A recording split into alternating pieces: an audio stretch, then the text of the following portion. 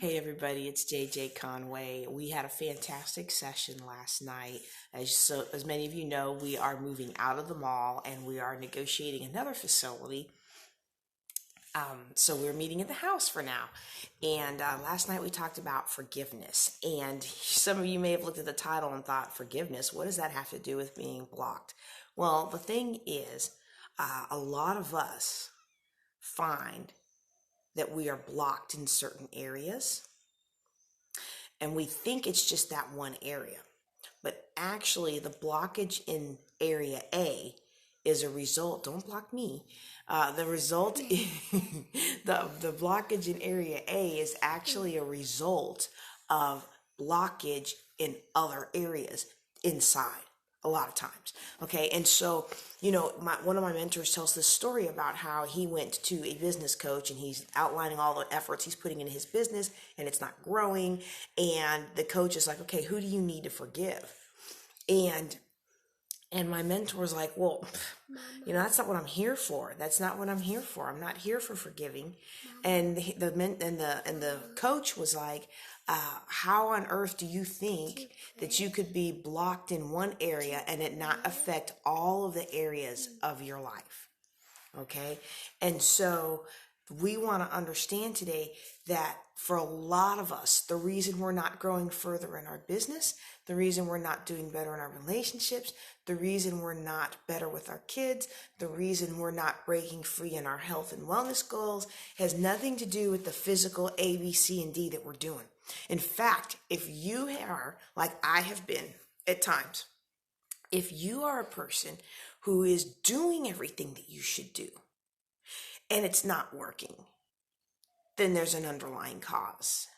And 9 times out of 10, that underlying cause is going to be some unforgiveness, some resentment that has turned into resistance and may even have progressed to revenge in your life. Now, before we dig into this, I want to make sure I just kind of caution everybody. When we talk about forgiveness, we're not talking about absolving the other person of what they did. We're not talking about agreeing with what the other person did. We're not talking about any of that. Okay? What we're talking about here is freeing yourself. See, forgiveness frees yourself, not them. Forgiving someone who's abused you doesn't mean, all right? Forgiving someone who's abused you. See, that's the devil doesn't want you to get this point.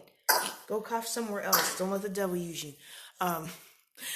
Forgiving someone else doesn't mean that you are giving them permission to abuse you.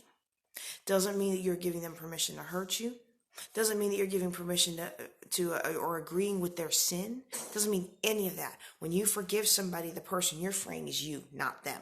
Okay?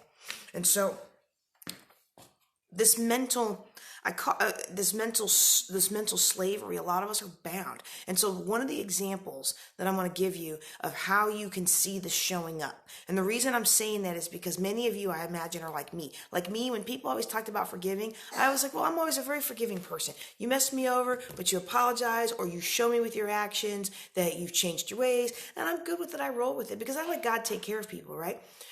But you know what?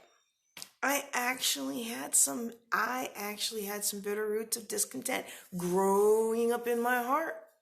And, if we don't deal with those things, they will spring up later and choke us. Okay. And some of us are being choked right now in our business. Like you can't seem to get past $1,000 a month. You can't seem to get past $5,000 a month. You want at least $7,000 or $8,000, $10,000, $20,000, and you just can't seem to get past whatever that is, right? That's a sign.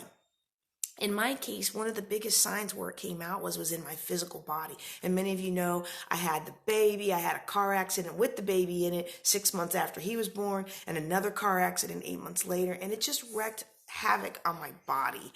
And then I had, just a lot of things.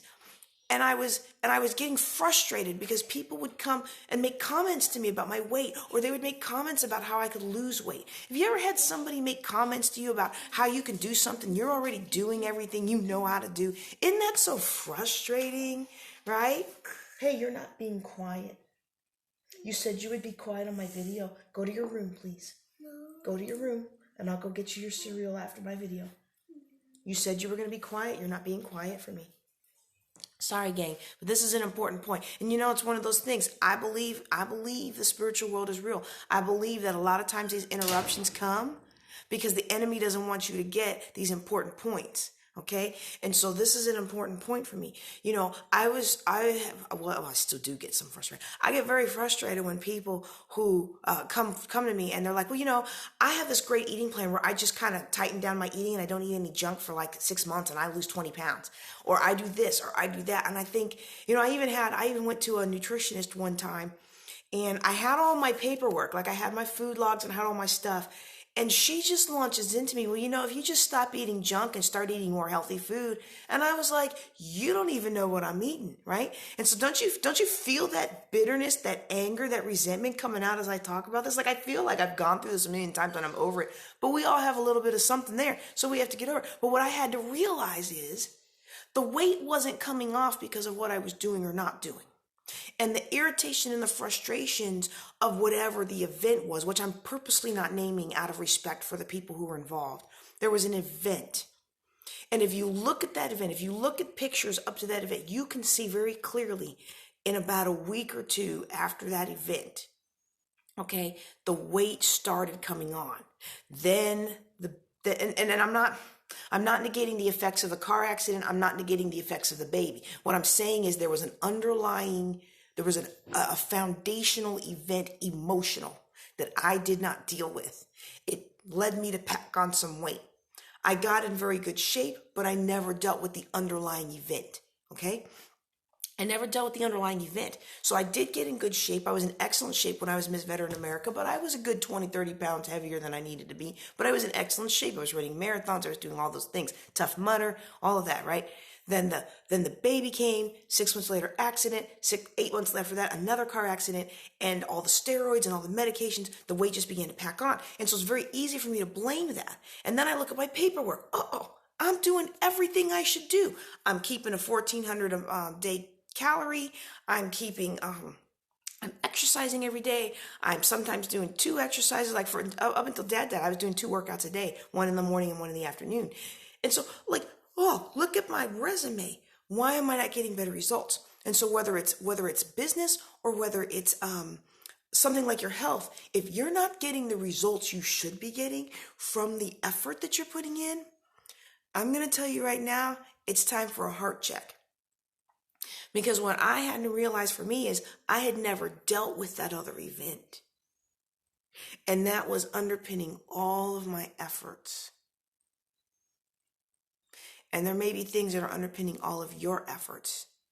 And then you have the event, you have the efforts and the resentment and the bitterness with that. And now you move forward, you've got everything you're trying to fix in your life and it's not working. So just like with me, when I was giving you the story about how I would get resentment, I'm telling you, y'all, I would have people who are like 350 pounds with unruly children running around trying to tell me how to get my life together. And I'm like, And instead of dealing with those things, it was just building more and more resentment. So you have the thing that started it, and then you have the additional resentments around it. So now you're just laden down with resentments. And you don't even realize it till you start clearing some of that out. Okay? And so it can lead to resentment, which then sets up resistance, which we don't even realize. My body was being resistant to all of my efforts, right? And then you start wanting revenge. Right? Okay. And so I'm just telling you, if you find yourself blocked in a certain area and you just can't seem to break through, no matter how hard you work, no matter how many blocks you check, no matter how many checklists you complete, no matter how much effort you put in, take a step back and look and see if it's in your heart. Okay. We begin to break through this with forgiveness. Okay. We begin to break free of this mental slavery with forgiveness. This is a skill. Forgiveness is a skill. Just like love is a skill. Almost everything's a skill. We just think that life should be so natural. Like everything should just happen natural. A lot of things even things that are natural newlyweds, a lot of things that are natural, just are natural. Things take work, they take effort, they take learning, they take skill. And in Matthew 13 and 21, we're told that it's the parable of the sower. And one of the examples was given is the person who has no root in themselves. And Matthew 13 and 21 says they have no root in themselves. And so they go and they go along for a while. But when tribulation comes and when persecution comes, guess what? They have no root. They are offended. What? Isn't it interesting the words that are chosen there? Like we think about the parable of the sower and we think about the person who the seed falls where all the thorns and everything grows up and chokes them out of life. But you stop and think about the person who grows, no, they have no root. And we think, oh, well, that's everything. But here in this is why I pulled this particular one out, because it says persecution arises because of the word, which could mean because of your faith, could mean because of your expression of faith, your religion. It could be because of the church you go to. But it could also be because of anything connected with that. And that's where the church hurt from last night comes in. By and by, he's offended. And they have no root. And so it says here, see, the thing is I used to always think about that parable of the sower and the one who has no root as being, they have no root in the ground or in the church or any of that. But this particular scripture says, because he has no root in himself. And so what we have to do is learn for ourselves how to develop those strong roots. And this is one of those things that's going to help us to do that. So it's a skill. It's a skill to be developed like any other, okay? And so two questions, one question and one thing we can do to start along that journey. One, we can separate the being from the behavior, okay? And that can be a little bit hard to do. And again, I'm not making excuses for anybody. The Bible says all of us are going to have to give an accounting for our words and our deeds at one day. Okay, we're all going to have to give an accounting. So, but I'm going to separate the being from the behavior, and I'm going to look. I'm going to look at the behavior as the behavior, and I'm going to look at the person as the person. The person still has value, whether they did me wrong or not. But I'm going to separate that, and then I'm going to ask, is this really mine to carry? And a little bit of a hurt to my ego, But I'm discovering and a lot of stuff in life is really not mine to carry. And I've started telling people that. I've been like, when somebody's mad at me about something, I'm like, okay, well, you either need to give me a reason why this is mine, or I'm going to just internalize this is your problem. Because I don't see anything here that you're not giving me anything I've done wrong. You're not giving me anything that I can fix. You're not giving me anything to go on except for the fact that you're upset. I know that may not be the best.